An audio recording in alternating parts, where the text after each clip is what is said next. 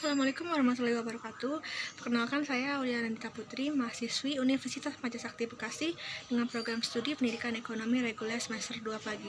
Guna memenuhi proyek UAS mata kuliah Pendidikan IPS, di sini saya akan mempresentasikan sedikit salah satu materi dengan judul Antropologi dengan dosen pengampu Sri Winarsi MM.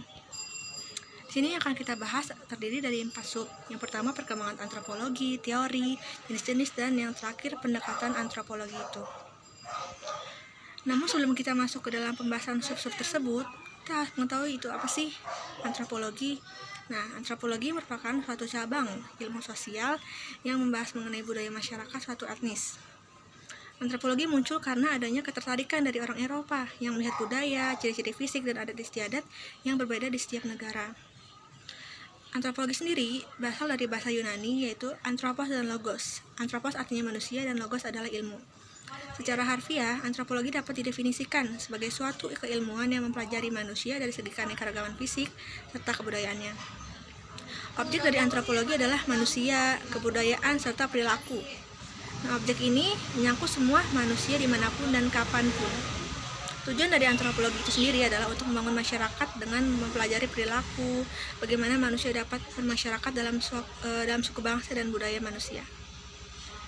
Masuk ke sub pertama mengenai perkembangan antropologi. Nah, secara umum, perkembangan antropologi dibagi menjadi 4 fase yang dimulai pada fase pertama abad ke-15 sampai ke-18. Fase pertama dimulai sejak kemunculan studi antropologi, yaitu abad ke-15 hingga 18. Pada akhir abad 15, orang Eropa mulai menjelajah dan mendatangi suku-suku bangga di benua lain. Benua yang dikunjungi adalah Afrika, Amerika, dan Asia. Penjelajahan tersebut menghasilkan laporan serta kisah-kisah perjalanan. Laporan dan kisah tersebut ditulis oleh para pelaut, musafir, pegawai kolonial, dan pendeta penerjemah. Nah, yang kedua, fase pertengahan abad ke-19, yaitu antropologi mempelajari masyarakat dan kebudayaan primitif. Hal ini dimaksud untuk mendapatkan informasi mengenai tingkatan kuno dalam sejarah evolusi dan sejarah penyebaran kebudayaan manusia. Pada fase ini muncul karangan yang menyusun bahan etnografi berdasarkan cara berpikir evolusi dan difusi.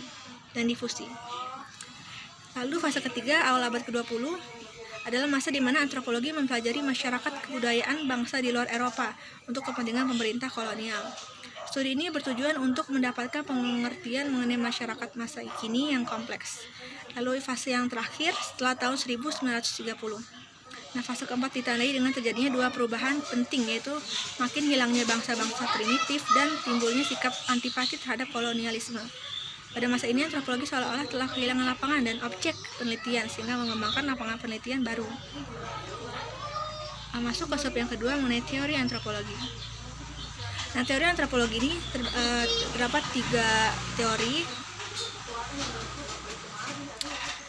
Yang pertama, teori evolusionisme deterministik. Nah, Lewis Henry Morgan tahun 1818 sampai 1881 menggambarkan proses evolusi masyarakat dan kebudayaan dengan 8 tahap evolusi universal yang dituangkan dalam karyanya dengan judul Ancient Society. 8 tingkat evolusi tersebut adalah zaman liar Madia, zaman liar muda, zaman barbar tua, zaman barbar Madia, zaman barbar muda, dan sebagainya. Yang kedua ada teori partikularisme. Pemikiran baru ini dipelopori oleh Franz Boas yang menentang teori evolusionisme.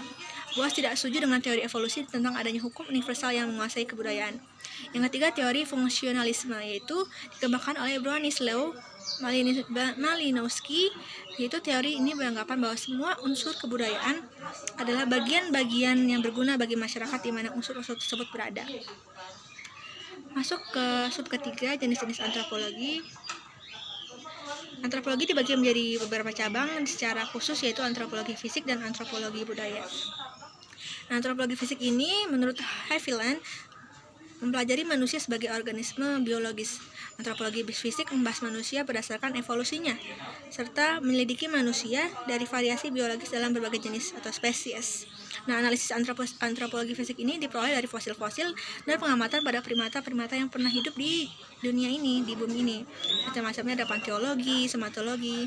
Nah, yang kemudian ada antropologi budaya, yaitu Burke menjelaskan bahwa antropologi budaya berfokus pada kebudayaan manusia atau cara hidup manusia dalam masyarakat.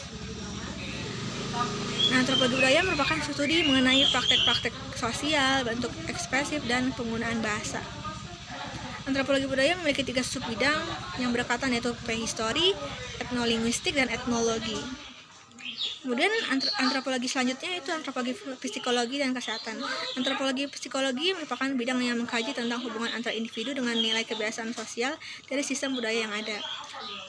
Antropologi kesehatan ini dibagi menjadi sekian keilmuan, salah satunya kesehatan, kemudian ekonomi, perkotaan, kependudukan, pendidikan, dan lain sebagainya.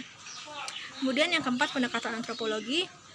Nah, ada 3 pendekatan, yaitu pertama pendekatan holistik, memandang budaya secara utuh atau holistik. Budaya dipandang sebagai suatu holistik, setiap unsur di dalamnya dan dipahami dalam keadaan terpisah. Kemudian pendekatan komparatif, yaitu pendekatan menjadi sebuah pendekatan yang unik dalam antropologi. Pendekatan ini digunakan untuk memahami kebudayaan masyarakat yang belum mengenal baca tulis praaksara. Yang ketiga, pendekatan historik, yaitu pendekatan ini berfokus pada asal unsur kebudayaan. Awalnya para ahli antropologi tertarik pada asal unsur kebudayaan, kemudian tertarik mengenai unsur kebudayaan yang khusus dan unik. Nah, kita berada di akhir topik. Kesimpulan yang akan saya sampaikan yaitu yang saya tarik nih, antropologi merupakan suatu cabang ilmu sosial yang mempelajari manusia dari segi keanekaragaman fisik serta kebudayaannya. Terdiri dari antropologi fisik, budaya, psikologi, dan kesehatan. Perkembangan antropologi juga terdiri dari 4 fase yang dimulai pada abad 15. Antropologi perlu memperoleh banyak informasi dan berbagai pendekatan baik secara umum maupun khusus. Nah, sekian saja dari presentasi saya, kurang lebihnya mohon maaf. Wassalamualaikum warahmatullahi wabarakatuh.